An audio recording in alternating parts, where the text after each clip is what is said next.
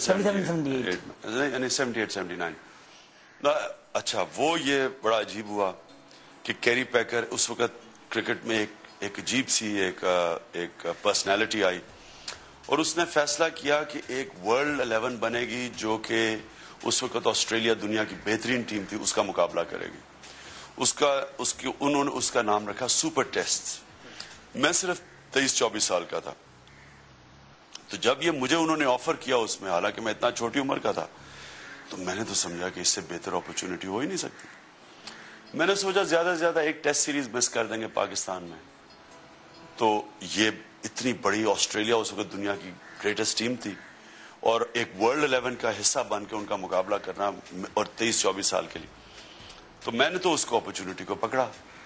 لیکن پھر وہ جب ہم سائن کر بیٹھے، پھر ایک اتنی بڑی ورلڈ کرکٹ میں ایک انقلاب آیا، ان کے خلاف پوری مہم چل پڑی، عدالتوں میں کیسز چل پڑے، ہمیں بین کر دیا گیا کرکٹ سے. کیا تھا آپ کے ذہن میں جب بین ہوئے؟ آپ اس وقت پاکستان سے بھی نہیں کھیل رہے تھے، وہاں سے پتہ نہیں کھیلتے ہیں نہیں، وہاں سے تو کھیل رہے تھے، پاکستان سے بین ہوا. دماغ میں کیا بڑا مجھے اس کے بعد افسوس ہوا، اور پھر اگر مجھے 1 سال اور نہ کھیلنے دیتے پاکستان کے لیے تو پھر میں نے اس کو چھوڑ کے پاکستان واپس آ جانا تھا، کیونکہ اصل ایمبیشن تو میری ہمیشہ پاکستان تھی.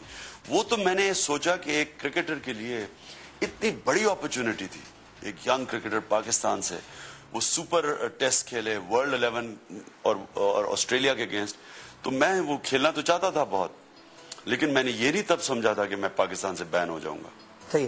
پھر آپ کیپٹن بنے بعد میں 82 کے قریب آگے، صحیح ہے، اور جاوید میاں وہ کیپٹن ہی تھے تقریباً ٹیم کے. ان کو اعتراض ہے ہمیشہ سے، وہ کہتے ہیں کہ یار میرے ساتھ زیادتی ہوئی ہے کہیں نہ کہیں. ایک دم سے عمران آ کے پھر کیپٹن بن گیا، تو ان کو دل میں ہے تھوڑی چیزیں ہیں جو وہ ڈیفینیٹلی ہلکا ہلکا بولتے ہیں. میں اس لیے بول رہا ہوں کہ میں نوٹ کر لیتا ہوں کہ باقی ان کے دل میں کچھ ہے. آپ کلیئر کر دیں کہ اصل میں چکر کیا تھا اس وقت کی باتیں. ڈیفینیٹلی ہم دہرا رہے ہیں لیکن پھر بھی کوئی بات. دیکھیں، میں جب کیپٹن بنا، میں کبھی کیپٹن بننا نہیں چاہتا تھا، کبھی میں نے اس کا شوق نہ مجھے شوق تھا، نہ میں نے کبھی یہ چیز اظہار کی. کیپٹن ایسے بنا کہ جاوید کے خلاف ساری ٹیم نے ریوولٹ کر دی. اس کی وجہ کیا؟ اس کی وجہ یہ ہوئی کہ انہوں نے آسٹریلیا سے آ کے ایک سٹیٹمنٹ دے دی کہ میرے ساتھ سینئر پلیئرز نے میرے ساتھ کوآپریٹ نہیں کیا. ہارنے کی وجہ یہ بتا دی. اب سینئر پلیئرز، اب ظاہر ہم سارے سینئر پلیئر تھے. میں مین آف دا سیریز ہوا ون ڈیز میں بھی اور ٹیسٹ میں بھی میں مین آف دا سیریز تھا. اور اس نے جب ہم سب سینئر پلیئر تھے، تو یہ کہنا کہ سینئر پلیئرز کی وجہ سے آپ ٹیم ہار گئی، تو وہ سینئر پلیئرز تو سارے سب کو غصہ تھا. انہوں نے کہا ہمارے سے اس نے بڑی زیادتی کی، ہم نہیں اس کے نیچے کھیلتے. اب جب وہ کمپرومائز کینڈیڈیٹ آیا تو وہ انہوں نے مجھے بنایا بورڈ نے. میں نے تو کبھی نہیں کہا تھا مجھے کیپٹن بنایا. اس طرح میں کیپٹن بن گیا. صحیح. اس کے بعد آپ پھر فتوحات کا سلسلہ شروع ہوا، بہت سارے پرانے پلیئر چلے گئے. آپ کی ذہن میں شاید اسٹریٹجی تھی کہ نئے لڑکوں سے شاید ٹیم بنائی جا سکتی ہے، تو آپ نے ایک ایک کر کے تقریباً بہت سارے پرانے پلیئر یہ بھی کہتے ہیں ایک ایک کر کے فارغ ہوئے ٹیم سے، اور پھر وہ ٹیم بنی جو کہ ورلڈ کپ جیتی 92 کی. کبھی میرے ذہن میں یہ پلان نہیں آیا کہ کوئی اب یہ سینئر ہو گیا تو اس کو نکال دو. پلیئر کو آپ صرف تب ریپلیس کرتے ہیں جب اس کی ریپلیسمنٹ آپ کے پاس ہو. اس سے نیچے اگر کوئی پلیئر بہتر آپ کو نظر آئے تب ایک پلیئر کو ریپلیس کیا جاتا ہے. اس سے پہلے آپ کسی پلیئر کو ریپلیس نہیں کرتے. میں تو اپنی طرف سے میرٹ پہ سلیکشن کرتا تھا. جو میں سمجھتا تھا کہ ایک کھلاڑی پرفارم کر رہا ہے اس کو کھلاتا تھا. اور کبھی کبھی بورڈ اگر غلط ٹیم سلیکشن کرتا تھا تو میں واحد پاکستان ٹیم کا کیپٹن ہوں جس نے 2 دفعہ ریزائن کیا جب میں نے سمجھا کہ انہوں نے ایسی ٹیم سلیکشن کیا. اور یہ بھی آپ سوچیں، پہلی دفعہ میں نے ریزائن کیا جب شعیب محمد کو انہوں نے ٹیم میں ڈالا جب میں سمجھتا تھا شعیب محمد کو نہیں ڈالنا چاہیے. دوسری دفعہ ریزائن کیا جب انہوں نے شعیب محمد کو ٹیم سے نکالا جب میں سمجھتا تھا اس کو ٹیم میں ہونا چاہیے. تو ایک پلیئر کے لیے 2 دفعہ میں نے ریزائن کیا. لیکن میں نے کبھی اپنی ذاتی لائکس اور ڈس لائکس کی وجہ سے نہ کبھی کسی کو ٹیم میں ڈالا نہ کبھی کسی کو ٹیم سے نکالا. کئی ایسے کھلاڑی تھے جو میں سمجھتا تھا ان کے کردار اچھے نہیں تھے اور میں ان سے کبھی یعنی کہ میں سوچلی ان لوگوں سے کبھی نہ ملتا. لیکن وہ کھیلے، آپ کی ٹیم میں کھیلے کافی سارے لڑکے. لیکن میں یہ سمجھتا تھا کہ پاکستان ٹیم کو ان کو ضرورت ہے تو میں اپنی لائکس اور ڈس لائکس پیچھے رکھوں، پاکستان کے لیے ان کو کھلاؤں. دنیا بھر کے کسی بھی ایئرپورٹ پہ آپ اتریں گے آپ کو لوگ پہچانتے ہیں کسی بھی طریقے سے، صحیح ہے نا. یہاں پہ لوگ اس طرح کے نہیں ہیں جس طرح کے وہ جس طرح کے لوگ آپ وہاں پہ ملتے ہیں. وہاں پہ اگر آپ چینج بھی ہو جاتے ہیں، آپ اپنا ڈریس بھی چینج کر لیتے ہیں، سوٹ میں آ جاتے ہیں, یہاں پہ آپ شلوار قمیض میں ہوتے ہیں. بہت سارے سوالات. یا شلوار قمیض میں تو بڑی سیدھی بات ہے. ہماری 95% آدمی شلوار قمیض پہنتے ہیں پاکستان میں. صرف ایلیٹ ہی ایک کپڑے پہنتی ہے نا, مختلف مغربی کپڑے. جو عام میں پاکستانی ہوں, تو میں اگر یہاں اکثریت سارے سوٹ پہننا شروع ہو جائے تو میں بھی سوٹ پہننا شروع ہو جاؤں. لیکن اکثریت نہیں سوٹ پہنتی ہماری. تو میں اکثریت کے ساتھ ہوں, میں تو اپنی پاکستانیوں کے ساتھ ہوں, اس لیے میں ان کپڑے پہنتا ہوں. اور ویسے بھی میرے لیے بڑا آسان ہے شلوار قمیض. یہ جو جب سے میں نے پہننے شروع کیا مجھے یہ زیادہ پسند ہے. باہر جب جاتا ہوں شلوار قمیض صرف اس لیے نہیں پہنتا, اگر میں سڑکوں پہ وہاں شلوار قمیض پہنوں ساری دنیا میری طرف دیکھے گی. ہر کسی کو شوق نہیں ہوتا کہ لوگ اس کی طرف دیکھیں, صرف اس لیے نہیں پہنتا. کئی دفعہ سعودی عربیہ جاتا ہوں, دبئی جاتا ہوں, شلوار قمیض بھی پہن لیتا ہوں. میں صرف سمجھتا ہوں کہ آپ کے اندر اپنے پاکستانی ہوتے ہوئے فخر ہونا چاہیے. اپنی ہمیں پاکستانیت کے اوپر فخر ہونا چاہیے. میں یہ انڈیا میں جو ہو رہا ہے میں بالکل اس کے خلاف ہوں, کیونکہ وہ دیسی کتی ولیتی چیخیں بن گئے ہیں. یعنی کہ ہیں وہ انڈین اور وہ بن رہے ہیں مغربی. کوا چلے ہنس کی چال, یہ کبھی بھی وہ مغربی نہیں بن سکتے. وہ جتنی مرضی کوشش کر لیں وہ رہیں گے انڈین. لیکن وہ سارے اپنے ان کی فلموں میں ان کے ایڈورٹس پہ طور طریقے مغرب بن گئے ہیں اور وہ ہیں انڈین. ان کی عوام کے بچارے رنگ ساملے ہیں, وہ جو ان کے ٹی وی پہ آتے ہیں وہ سارے گورے رنگ بن گئے ہیں. وہ عوام کو تو ریپرزینٹ ہی نہیں کرتے. ان کی عوام ایک زبان بولتی ہے, وہ دوسری زبان. ان کے سارے ایکشن وہ ہائی فائیوز وہ بن گئے امریکہ سے. امپورٹڈ سارا کلچر ہے. ان کے اپنے کلچر سے ڈیورس ہو گئے.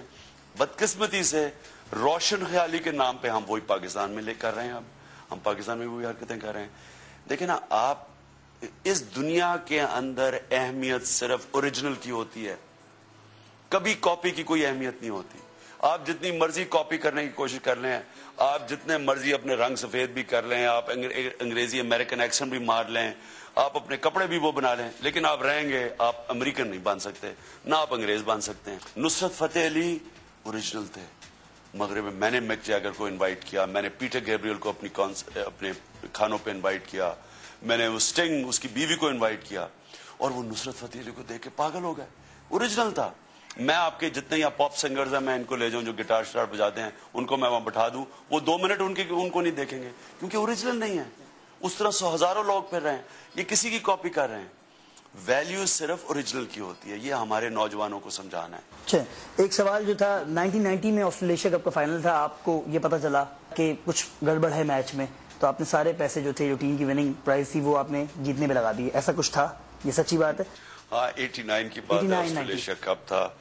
مجھے رات کو انفارمیشن آئی کہ 4 ہمارے پلیئرز کو بکیز نے اپروچ کیا. سلیم ملک ان میں سے ایک تھے؟ نہیں, نام نہیں. انہوں نے کہا کہ 4 مین پلیئرز تھے. تو میں نے ٹیم میٹنگ بلائی اگلے دن. میں نے کہا مجھے یہ خبر آئی ہے. میں نے کہا میں کرکٹ جانتا ہوں, میں آپ کو سب بڑے قریب سے آج دیکھ رہا ہوں گا, آپ کی پرفارمنس. مجھے نظر آیا آج کسی نے صحیح پرفارمنس نہیں کی. میں نہ تو صرف آپ کو پاکستان کرکٹ سے باہر کرواؤں گا, میں آپ کو جیلوں میں ڈلواؤں گا. اور دوسری چیز میں نے کہی کہ ہم $20,000 فائنل تک ہم جیت چکے تھے. تب 20,000 زیادہ پیسہ تھا, اب کچھ نہیں ہوگا. میں نے کہا یہ ہم اپنا پرائز منی اپنی ٹیم کے اوپر لگا رہے ہیں, یا ہمیں 0 ملے گا, سارا پرائز چلا جائے گا, یا ڈبل ہو جائے گا. تو آپ نے وہ 4 چہرے دیکھے جو لٹک چکے تھے اس وقت؟ بہرحال میں نے دیکھے نہیں, لیکن وہ آرام سے میچ جیت گئے. ایک عام بندہ یا باپ جو اپنے بیٹے کو کبھی نہیں کہے گا کہ سیاستدان بننا, وہ کہے گا ڈاکٹر بن جاؤ, انجینئر بن جاؤ. پھر آج پاکستان میں سارے باپ کو اپنے بیٹے اور بیٹیوں کو کہنا چاہیے آپ سیاست میں جائیں. اگر سیاست بری ہے اور سیاستدان برے ہیں تو اچھے لوگ سیاست میں آئیں. اچھے لوگ بزدلوں کی طرح, خود غرضوں کی طرح گھر میں بیٹھ جاتے ہیں اور پھر گھر بیٹھ کے کہتے ہیں جی سیاست بری چیز ہے. لیکن نا شارٹ کٹ تو کوئی نہیں ہے. آپ نے اگر معاشرے میں تبدیلی لینی آنی, جدوجہد کریں. اللہ قرآن میں کہتا ہے میں کبھی کسی قوم کی حالت نہیں بدلتا جب تک وہ قوم خود اپنی حالت بدلنے کی کوشش نہ کرے. میں آپ کے سامنے وہ آدمی بیٹھا ہوں جو سمجھتا ہوں کوئی چیز ناممکن نہیں ہے دنیا میں. میں سمجھتا ہوں انسان کوئی بھی تبدیلی لا سکتا ہے جدوجہد سے. اس لیے میں سیاست میں ہوں. حالانکہ میرے پاس اللہ نے سب کچھ دیا ہوا ہے, میں زندگی میں مطمئن ہوں, مجھے اللہ نے عزت دی ہے. شاید ہی کسی پاکستان کو اتنی عزت دی ہو جو مجھے دی ہے. میں کرکٹ میں اللہ نے مجھے وہ مقام دے دیا ہے, میں تھوڑی سی کامنٹری کروں کروڑوں روپیہ کما سکتا ہوں, اور جب میرے پیسے ختم ہوتے ہیں کامنٹری کر کے اپنا گزارا کرتا ہوں. تو میرے لیے تو بڑی آسان زندگی ہے کہ میں سیاست نہ کروں. لیکن ہمارے پہ فرض اللہ نے کیا ہوا ہے, ہمارے پہ اللہ نے ذمہ داری ڈالی ہے کہ ہم معاشرے کو بدلنے کی کوشش کریں. گھروں میں نہ بیٹھیں کہ جنہیں اگر عمران خان کی زندگی بڑی آسان ہے تو ذرا بھاڑ میں جائے پاکستان, جو بھی سیاستدان